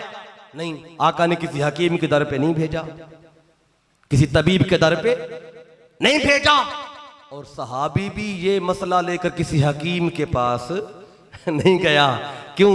सहाबियों को पता था मसला कोई भी हो हल यहां से मिलता है। अब आ गया सहाबी, अर्ज किया आका हाफजा तेज कर दें। अच्छा, आका ने क्या फरमाया? आका फरमाते ओ बुसुतरीदा आका, हाफजा चाहिए तो चादर बिछा, चाहिए जहन तेज करने वाला हाफजा, उसके लिए बिछाना क्या है? ये जो हाफजा होता है कहाँ होता है? यहाँ पे दिमाग में होता है ना। अभी जो खत्म हो चुका है ना, 11 बज गए हैं अभी कम रह गया है ना, इसलिए ज़ुबान अल्लाह की आवाज़ें तेज़ हो रही हैं, क्योंकि वो 11 बजे के बाद वो जहन सो रहा होता है। ठीक है, अब सुने, क्योंकि 12 बजे के बाद वैसे ही बंदा सो जाता है, और मैं चाहता हूं 12 से पहले पहले घर जाके आप सो जाएं, लेकिन बात को मुकम्मल सुन लें जागते हुए। सहाबी कहते हैं आका हाफजा चाहिए, और हाफजा आज तक कभी देखा है किसी ने? फालिया में किसी का हाफजा देखा है? आप कहते हैं फलां बंदे का हाफजा बड़ा तेज है, कभी दौड़ते हुए देखा हाफजे को? हाफिज तो दौड़ता हुआ देखते हैं हाफिज की दौड़ तो देखते हैं, पर हाफजा नजर नहीं आता। तो सहाबी ने वो शय मांगी जो नजर ही नहीं आती। तो आका ने क्या फरमाया? ओ बुसुतरीदा आका, चादर बिछा। सहाबी पूछ सकता था आका मांगा हाफजा है, चादर कैसे बिछाऊं? मैंने कोई खजूरें तो नहीं मांगी, मैंने कोई मादी शायद तो नहीं मांगी कि चादर बिछाऊं। लेकिन सहाबी था, अकीदा उसका भी बड़ा पक्का था, उसे पता था डॉक्टरों के दवा के तरीके और होते हैं, मुस्तफा की अता के तरीके और होते हैं। कहते फबसत तो हूं, मैंने भी चादर बिछा दी। आका ने 3 मरतबा फिजा में हाथ उठाए, हाथ बंद किए, चादर में खोला, चादर उठा के दी। आका फरमाते फदम में ए अबू हुरैरा जा इसे ओढ़ ले। कहते फादा मम तो हूं, मैंने चादर को ओढ़ लिया। कहते चादर ओढ़ने की देर थी, फमा नसीतु शयअन बादो, कहते इस दिन के बाद फिर जो मैंने सुना फिर मैं कभी भूला ही नहीं। अब आपने देखा सवाली ने मांगा हाफजा और मुस्तफा ने दे दिया। आखिरी एक और दो, मैंने कहा 2 बताता हूं, 2 सवालियों का, एक भूल जाएगा तो दूसरा याद रह जाएगा। अब आइए आखिरी बात, वो भी सही बुखारी से बता दूं कि बुखारी से नीचे नहीं है, बुखारी से बता देता हूं। एक और सहाबी थे और वो हालत रोजे में थे, रोजा रखा हुआ था और जानबूझकर उनसे रोजा टूट गया। आमदन जानबूझ के, पता था रोजे से हूं, आमदन रोजा तोड़ बैठे। बंदा है, आमदन जानबूझ के तोड़ बैठे तो उसका कफारा है, जुर्माना है। यानी कि जैसे आप कोई जानबूझ के कानून तोड़ते हैं तो आप जुर्माना देते हैं। ओवर स्पीड चले गए, लिखा हुआ था 120 से ऊपर नहीं जाना, आपने कहा था नहीं आज जरा मैं इसको 150 पे भगा के देखो चलती कैसे है। झूला ले रहे थे, आगे से पकड़ लिया, कैमरे में आ गए तो उन्होंने कहा कानून तोड़ा है, तो क्या होगा? जुर्माना दो। तो जब भी कानून तोड़ते हैं तो जुर्माना होता है। अब कानून था रोजा फलां वक्त से फलां तक न खाना है, न पीना है, न इज़्दवाजी ताल्लुक कायम करना है, नहीं तो रोजा टूट जाएगा। अब साहबी ने क्या किया? रोजा तोड़ बैठे, बीवी के पास चले गए, वो कर बैठे जो हालत रोजा में नहीं कर। आ गए मस्जिद नबवी में, पता चला रोजा टूट गया मेरा। परेशान हो गया साहबी, मस्जिद में आके कहते हैं हलक तो या रसूल अल्लाह, हलक तो या रसूल अल्लाह। आका मैं तो हलाक हो गया, मैं तो बर्बाद हो गया। आका ने फरमाया माल आका, क्या हुआ तुझे, क्यों शोर कर रहा है? अर्ज किया आका वकातो अला इमराती वाना साइमुन, रोजे की हालत में था, बीवी के पास चला गया, तोड़ बैठा रोजा। तो आका फरमाते अब जुर्माना दे, कफारा अदा कर। जी आका कफारा बताएं, कफारा क्या है, जुर्माना क्या है? आका फरमाते हल तस्ततियो, क्या तुझे इतनी ताकत है कि जाके तू एक गुलाम आजाद कर? हल ताजे तो राका बदन तो देखो, हाँ क्या तेरे पास कोई गुलाम है, जाके आजाद कर दे।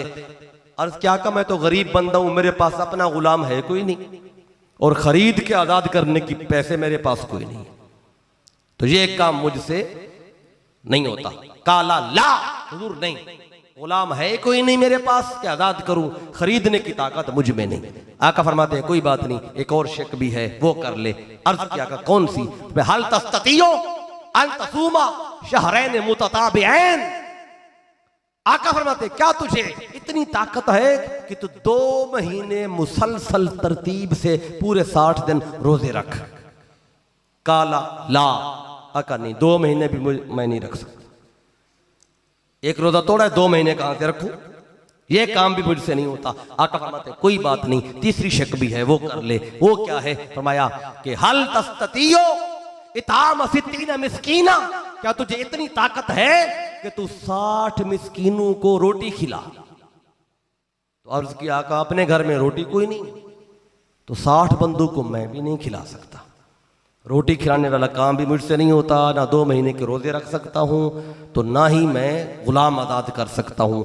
आका फरमा देते कि शरीयत में यही 3 चीज़ें थी, नहीं कर सकता तो फिर मैं क्या करूँ। लेकिन आका ने क्या फरमाया कि इजलिस हा हुना, फरमाया कि बैठ जा, अगर तू कुछ नहीं कर सकता ना तो कोई मसला नहीं, मैं सब कुछ कर सकता।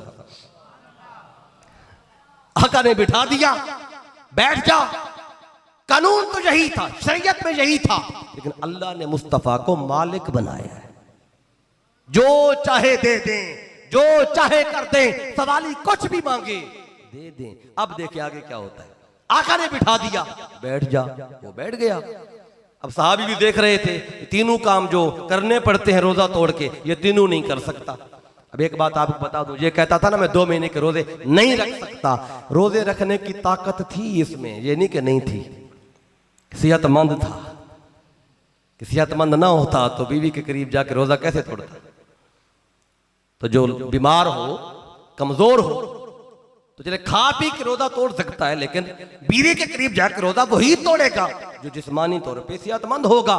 तो सेहतमंद तो था, लेकिन का 2 महीने का काम मुझसे नहीं होता। तो अब आका फरमाते बैठ जा, बैठ गया। थोड़ी देर गुजरी, थोड़ी देर एक शख्स आया, सफेद कपड़े पहने हुए थे, उसके सर पे खजूरों का टोकरा था। खजूरों का टोकरा समझते हैं ना, टोकरा इतना सा वो होता है, तो वो सर पे उठाया हुआ था, उसमें खजूरें थी। आके आका को हदिया दिया और दे के चला गया। और साहबी कहते हैं ये जो बंदा आया था ना खजूरें देने, आज तक हमने मदीने में देखा कोई नहीं। अजनबी था और कपड़े बड़े नए थे, दूर से आता तो मेले होते, जिस पे थकन के आसार होते। कहते हैं ना उस दिन देखा है, ना बाद में देखा, ना पहले देखा, पता नहीं अल्लाह ने किसको भेजा, कौन सा फरिश्ता था, आया था इंसानी शक्ल में, शान मुस्तफा दिखानी थी, लोगों को बताना था। टोकरा खजूरों का आया, दे के चला गया। आका ने फरमाया कि ऐन साइलो, वो सवाली किधर है? वो सवाली, ये सवाली था या शरीयत तोड़ने वाला मुजरिम था? भी था तो मुजरिम, शरीयत तोड़े खड़ा है। आका ने नहीं फरमाया मुजरिम किधर है, फरमाया सवाली किधर है। क्यों नहीं फरमाया मुजरिम किधर है? फरमाया कि उसके मुजरिम बनते हैं तो मेरे पास आते हैं, मैं भी मुजरिम कह दूं तो कहां जाएगा। मुजरिम नहीं कहा, फरमाया सवाली किधर है। खड़ा हो गया, हुजूर मैं तो जहां पास बैठा हूं, फरमाया इधर आ। खुद हाँ, ये उठा टोकरा, कहां ले जाऊं? फरमाया जा, मदीने के अंदर जो गरीब बंदे हैं ना, गरीब घर हैं, उनमें ये टोकरा खजूरों का तकसीम कर रहा। तो अर्ज क्या आका कराऊंगा, फिर होगा क्या? फरमाया तेरा जुर्माना अदा हो जाएगा, तेरा रोजा तोड़ने का जुर्माना अदा हो जाएगा।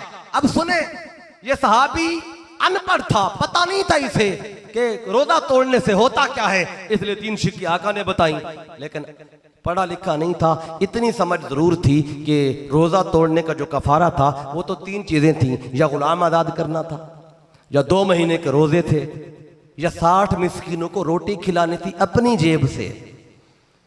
उन शिक्कों में टोकरे वाली बात नहीं थी कि खजूरों का टोकरा तकसीम करने से भी कफारा हो जाता है, ये उन 3 बातों में नहीं थी। तो वो सोच में पड़ गया कि ये आका चौथी बात अपनी तरफ से बता रहे, अपना इख्तियार इस्तेमाल कर रहे। वो रुक गया टोकरा उठा के, सोच में पड़ गया कि अगर आका ये टोकरा मुझे देकर, ये तकसीम करा कर मेरा जुर्माना खत्म करा सकते हैं, तो अगर टोकरा मैं ही ले जाऊं तो उन्हें सिर्फ इशारा ही करना है। जो तकसीम करवा के, जो मेरा नहीं है, मेरा जुर्माना खत्म करा सकते हैं, तो टोकरा ही ले जाऊं तो तब भी तो हो जाएगा। तो अब वो रुक गया, तो अर्ज किया आका आला अफकरा मिन्नी, आका आपने फरमाया गरीबों में बांटूं। आका मुझसे तो गरीब बंदा है ही कोई नहीं, तो सहाबा इकराम कहते हम बड़े हैरान हुए कि पहले 3 सिक्के थी, कहता ये भी नहीं कर सकता, ये भी नहीं कर सकता, ये भी नहीं कर सकता। आका ने दिया खजूरों का टोकरा, बांटा। अब टोकरे पे नजर पड़ी तो इसे ले जाने के चक्रू में पड़ गया, ये ले जाने के चक्रू में पड़ गया। साहबी कहते हैं हम ये देख रहे थे आका अभी इसे डांटेंगे, अभी इसे झड़केंगे कि पहले तू रोजे नहीं रखता 2 महीने के, ना गुलाम है तेरे पास, ना तू 60 मिस्किनों को रोटी खिलाने की ताकत रखता है। दिया था टोकरा बांटने को, ले जाने के चक्रों में है। आका डांटेंगे, लेकिन आका ने जब ये सुना ना, कहता है ये मुझसे गरीब बंदा है, कोई नहीं, टोकरा है मुझे दे दें। आका ये सुन के गुस्से में नहीं आए, बल्कि फदाहिकन नबीयो, हुजूर इतना मुस्कुराए सुन के कि सामने के हत्ता बदत अंजाबहु, सामने के दांत भी नजर आए। इतना मुस्कुराए, सहाबी कहते हैं इतना मुस्कुराए सामने के दांत भी नजर आए। आका ने मुस्कुरा के फरमाया खुदहा फतसद्दक बिही, ऐ सहाबी ले जा, तू खा, बीवी को खिला, बच्चों को खिला, ले जा, तेरा रोजा जाने और मुस्तफा जाने। क्योंकि तू किसी मोहताज के दर पे नहीं आया, तू मुख्तार कुल के दर पे आया है।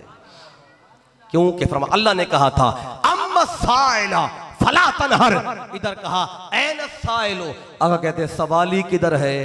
सवाली ने कहा टोकरा है मुझे दे दें, तो अल्लाह कहते हैं फला तनहर, सवाली जो भी मांगे झड़कना नहीं है, सवाली जो भी कहे झड़कना नहीं, दे देना है। सवाली ने जो मांगा मुस्तफा ने दिया।